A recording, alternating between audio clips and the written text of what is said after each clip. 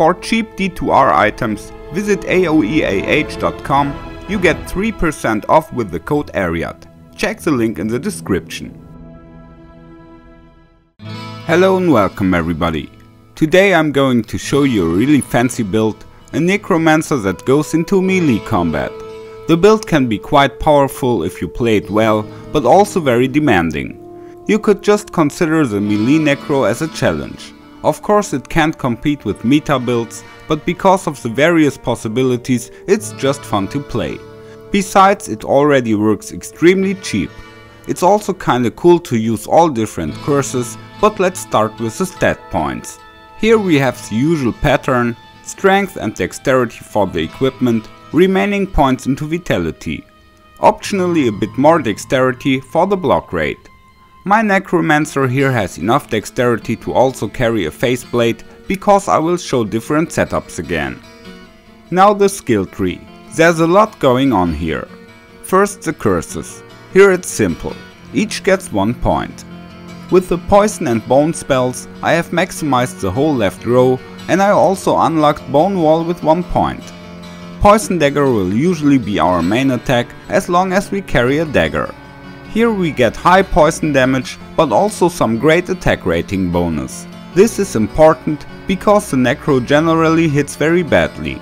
Poison explosion and nova are not really needed for the attack rating value, but if we also skill them out, we also have very high melee poison damage, and the poison nova is a very strong additional attack. Just like the cadaver explosion, which we skill on the way.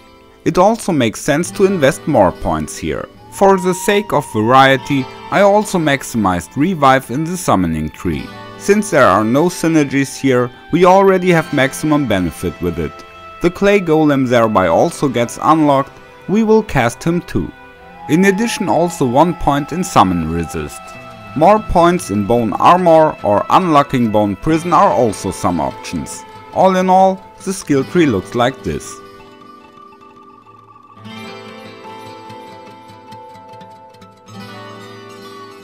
Now the breakpoints. We will mainly be using 3 different weapon types: fanged knife, bone knife or faceblade. The first 2 have the same base speed and thus the same breakpoints. Finally the equipment. I will present different setups. The first one is with the complete Ghoul set. In the helmet I socketed an IAS jewel, in the armor an rune, and in the shield a poison facet. The weapon is a flash ripper with a Shail rune in it, so we get the 35 IAS breakpoint. The weapon also has open wounds, slow and 25% crushing blow. That helps at boss fights. The amulet is a metal grid, which will give us some nice resistances and also some great attack rating bonus, which we urgently need. The shoes are Aldurs for the fire resistance. The rings are a Bulkatos and an SOJ. We don't really need Ravenfrost here because we have Cannot Be Frozen on the belt yet, but you could still play it for the attack rating of course. In the change hand a CTA and a spirit. In the inventory I play a green and a red thunder charm. You could of course add a white one, but the malus is more difficult to compensate, so I did without it here. Also a few charms to adjust the resistances and some more hit recovery. The Mercenary is from Act 2. We take one with the Blessed Aim aura. This one increases our attack rating. That becomes very important when playing other setups where we can't use Poison Dagger because a faceplate is worn, or if the amulet should be replaced. The Mercenary wears Insight, Shaft Stop and a Vampire Gaze. If possible ethereal, but normal works just as well and is very cheap. With this setup we have about 8500 attack rating without the aura and 12,500 with. Poison damage is 18 to 19k with the dagger and about 5.5 to 6 with the nova. Without Warcry we are only at around 1000 life points and 1700 with, so it's important to always recast the bone armor. More life in the inventory would also help of course, but as we can see in the gameplay, he does fine yet. The advantage as a Ghoul is the higher running speed. He has worse breakpoints for cast rate and hit recovery, but that does not matter here.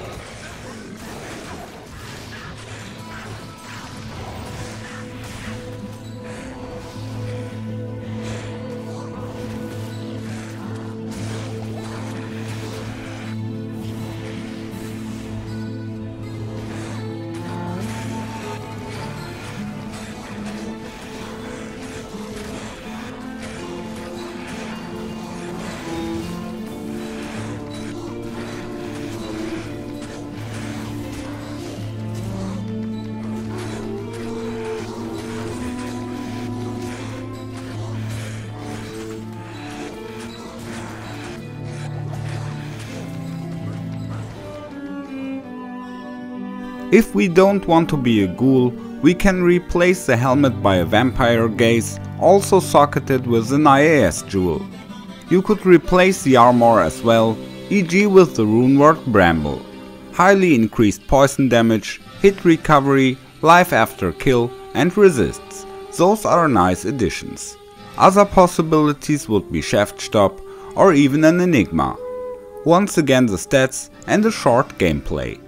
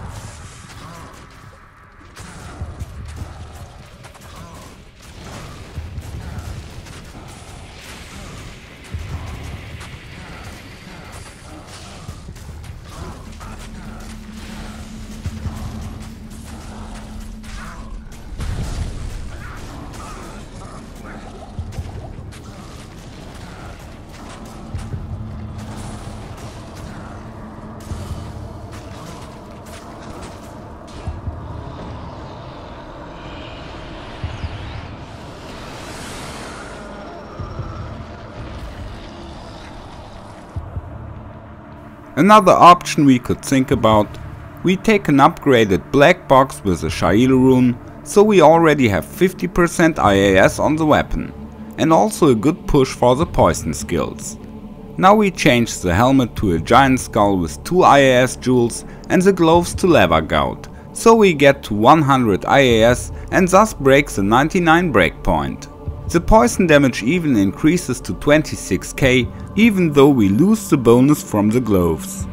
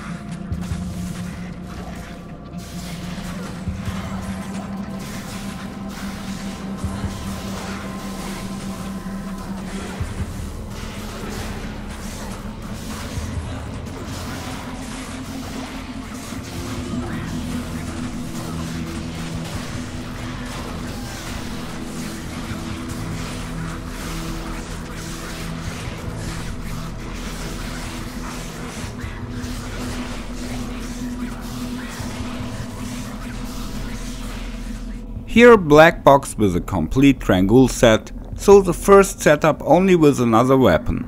This way we only reach the 58 breakpoint, but we also get around 26k damage.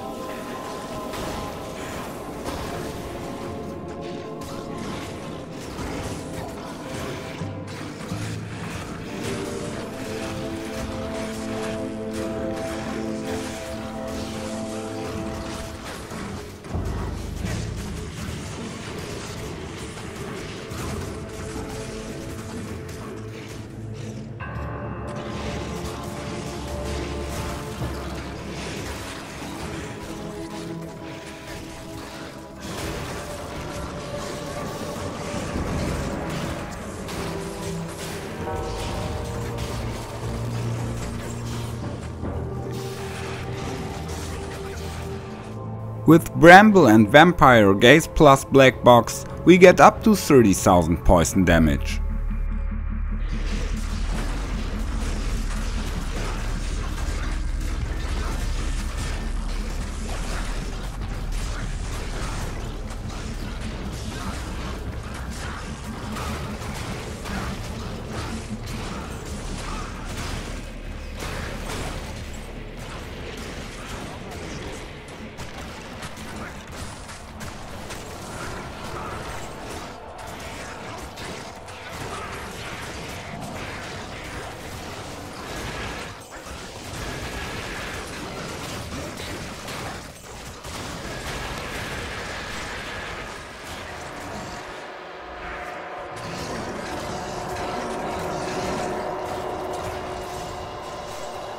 Now a completely different variant without the Ghoul set. We use a Grief Face Blade here, so we won't attack with Poison Dagger. Since we no longer get the attack rating bonus, we have to get some more by items. So we take Raven Frost and Lava Gout. When Enchant is triggered, we also get another bonus. The body armor can be Chains of Honor or even a 40. A Storm Shield with the Numb Rune and a string of ears provide physical resistance. Besides, we put on the Gully Helmet. The shoes we can change to Sandstorm tracks.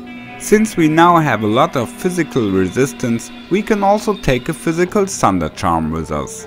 Without Mercenary we have very low attack rating, but with we already get to over 6000. The damage from Grief is not shown in the statistics, but in practice it strikes very well. Playing this very physical variant, it is worthwhile to make some more use of Amplify damage and Decreepify.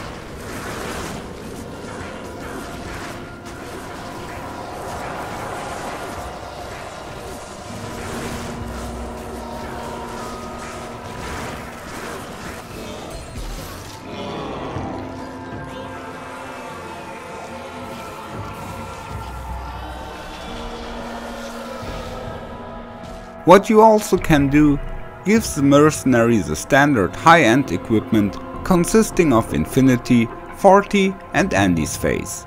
The aura also lowers the defense value of the monsters, and the cadaver explosion gets a bit stronger too. If we already have an Infy Mercenary, we can also play around with the Auradin Runewords Dream, Dragon and Hand of Justice. Of course, this will be much more expensive than the variants presented at the beginning, but it doesn't necessarily work better. It's just a little different.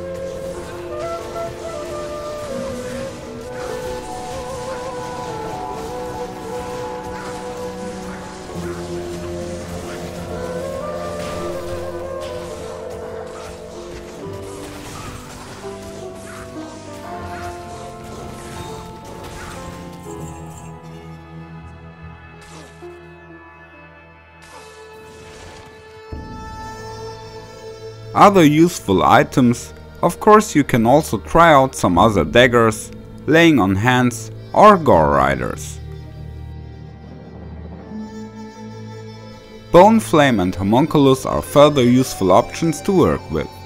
If you have enough other attack rating increases to give up the Metal Grid, High Lords or Cat's Eye are also worth considering, if you can reach a higher IAS breakpoint with them.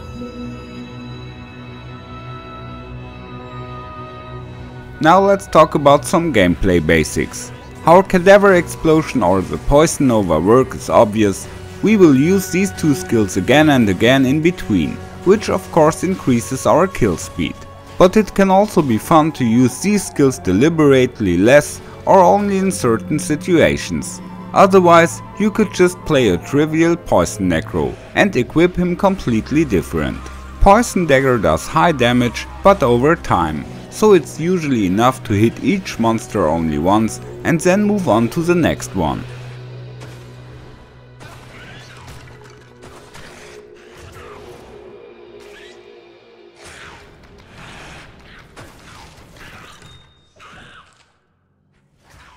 With Bone Wall or Prison you can trap monsters, that's nothing new either. And killed monsters we didn't blast we can also resurrect. So the Necro somehow is an all-arounder. It is also fun to use all the different curses. Lower resistance, decreepify and amplify damage are standard anyway, we use them to increase damage. But it's also very handy that as a Necro we can cast Life Tap at any time. With Terror you can scare monsters away, similar to the Barbarian's Ghoul. Dim Vision can blind enemies, so you can just run past them. Really interesting is the use of Confuse and Attract.